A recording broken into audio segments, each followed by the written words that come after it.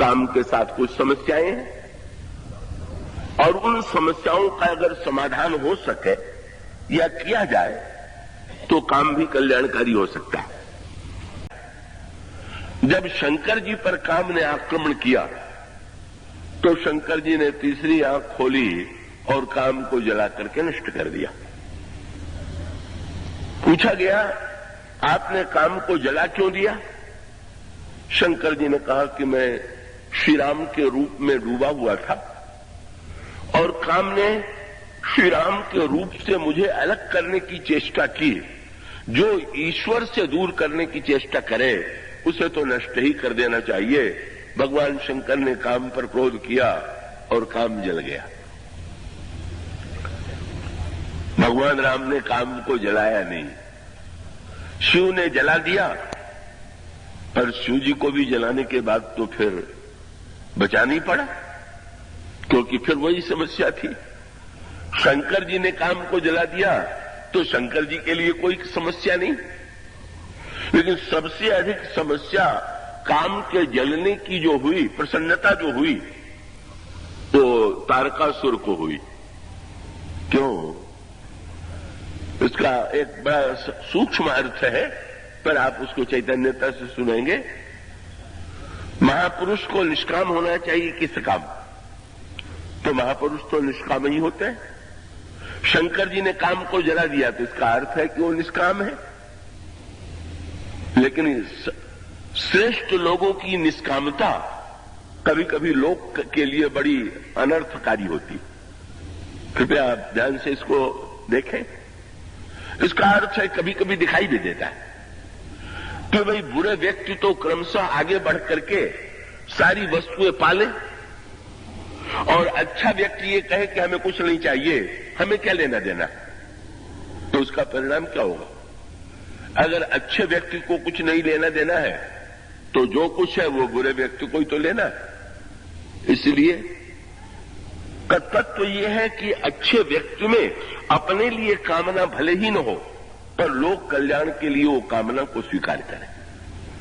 अपने सुख के लिए कामना न हो, लेकिन संसार के हित के लिए, अन्याय को मिटाने की कामना तो होनी चाहिए।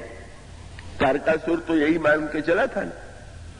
तारकासुर जब तपस्या करता है और शंकर जी ब्रह्मा वरदान देने के लिए आए, तारकासुर से पूछा तुम क्या चाहते हो? उसने यही कहा कि मैं चाहता हूं कि मेरी मृत्यु न हो। उन्होंने कहा ये तो संभव नहीं। तो अपना बड़ा बुद्धिमान अपने को समझता था, उसने गणित किया क्या कि शंकर जी तो पूर्ण काम है, शंकर जी तो निष्काम, और विवाह व्यक्त करता है काम के कारण, कामना से प्रेरित होकर के। तो ऐसा बढ़िया मैं वरदान मांग लूं कि ब्रह्मा चाहे दे चाहे न दे पर मेरी मृत्यु न हो। तो उसने कहा अच्छा महाराज, तो एक बात है, शंकर जी के विवाह से जो बेटा उत्पन्न हो उसी के हाथ से मरूं तो मरूं, नहीं तो दूसरे के हाथ से नहीं। और उसका गणित क्या था? न उनमें कामना है, न उनको आवश्यकता है, न विवाह करेंगे, न बेटा उत्पन्न होगा, न मैं मरूंगा।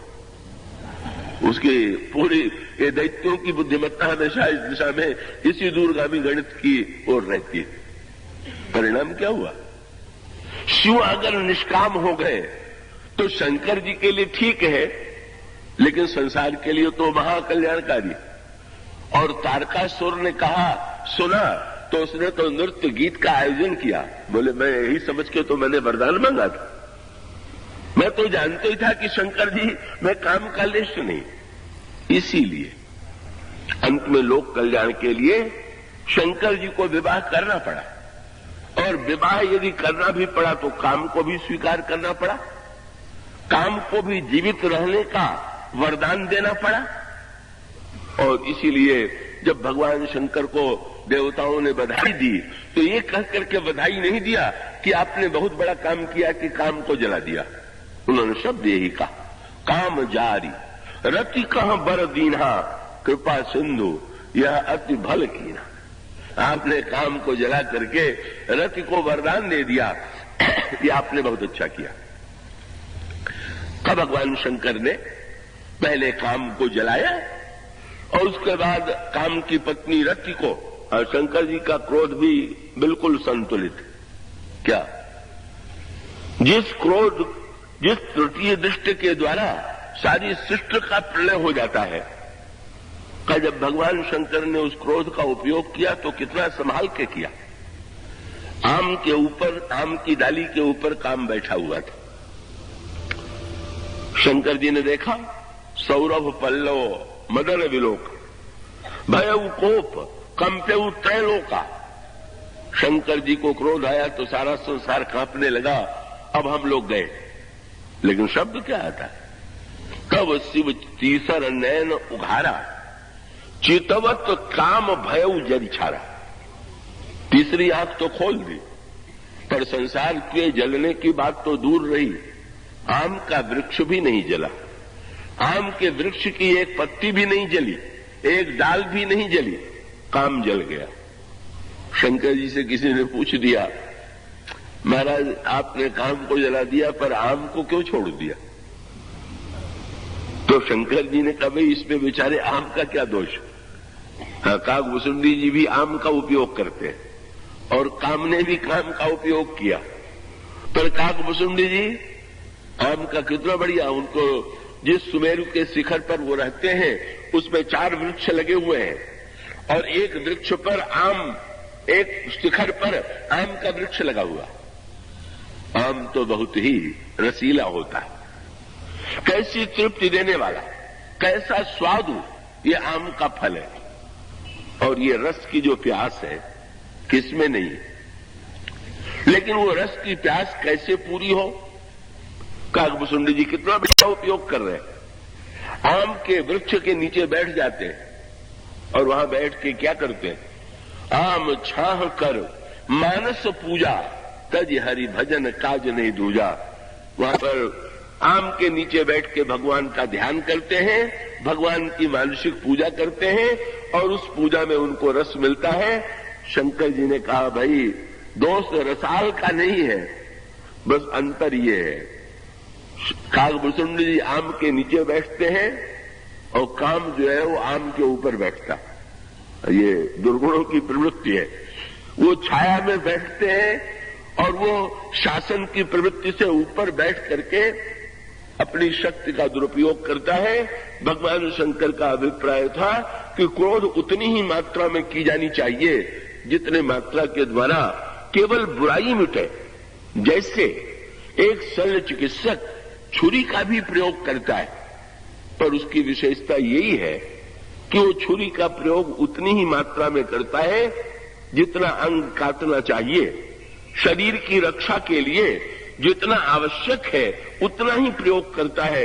यही शंकर जी के काम क्रोध की विशेषता थी। पर रति आ गई और रति ने आकर के भगवान शंकर को उलाहना दिया। रति ने भगवान शंकर से कहा, महाराज आपने मेरे पति को जला दिया तो मुझे भी जला देते। भगवान शंकर ने कहा, नहीं तुम्हारा क्या दोष और मैं तुम्हें क्यों जला देता? तुम तो रति हो और सारे संसार के भक्ति जो काम को नापसंद करते हैं वो भी रति को पसंद नहीं करते। अब भरत जी से बढ़ करके निष्काम कौन हो? लेकिन कुछ नहीं चाहिए उनको, पर क्या चाहिए? अर्थ न धर्म न काम रुचि, गति न चाहो निर्वाण, लेकिन जन्म जन्म रति राम पद। बस जिनको रति चाहिए वो तो भरत जैसे महाविरागी और महात्यागी भी। भगवान शंकर ने कहा, अनर्थ रति में नहीं है, अनर्थ तो काम में। रति में तो मिलन की तीव्र आकांक्षा है और ये मिलन की तीव्र आकांक्षा अगर भगवान से जुड़ जाए, भगवान के चरणों से जुड़ जाए तो भगवत चरणों की रति बनकर के व्यक्ति को धन्य बना देगी। और वस्तुतः काम ही जो है वो वासना की सृष्टि करके इसमें अनर्थ के बीज बो देता है। इसीलिए मैंने काम को जला दिया। पर रति ने कहा कि महाराज इसका परिणाम क्या होगा और आप कृपा करके बताइए कि आपने ये दंड क्यों दिया? तो शंकर जी ने ये उत्तर दिया, इसने श्री राम से मुझको अलग किया इसीलिए मैंने जलाया। लेकिन रति ने जो बात कही वो शंकर जी को पसंद आ गई। रति ने कहा, महाराज, हमारे पति ने संसार में चाहे जितनी भूल की हो, पर आपके ऊपर जब हृदय पर बाण चलाया तो मैं समझता हूं कि मेरे पति ने सबसे बड़ी सेवा किया। क्या? रति ने याद दिलाया। बोले, आपको याद होगा, प्रभु भी आपके सामने पहले आए थे, श्री राम भी आपके सामने प्रकट हुए थे और श्री राम ने आपसे विवाह करने के लिए कहा था। और महाराज, आप भगवान के रूप में इतने मगन हुए कि भगवान की आज्ञा को भूल गए। तो मेरे पति ने बाण चला करके तो भगवान की आज्ञा की केवल याद दिलाई कि विवाह कर लीजिए, तो हमारे पति को पुरस्कार मिलना चाहिए कि दंड मिलना चाहिए? सो तुरंत प्रसन्न हो गए।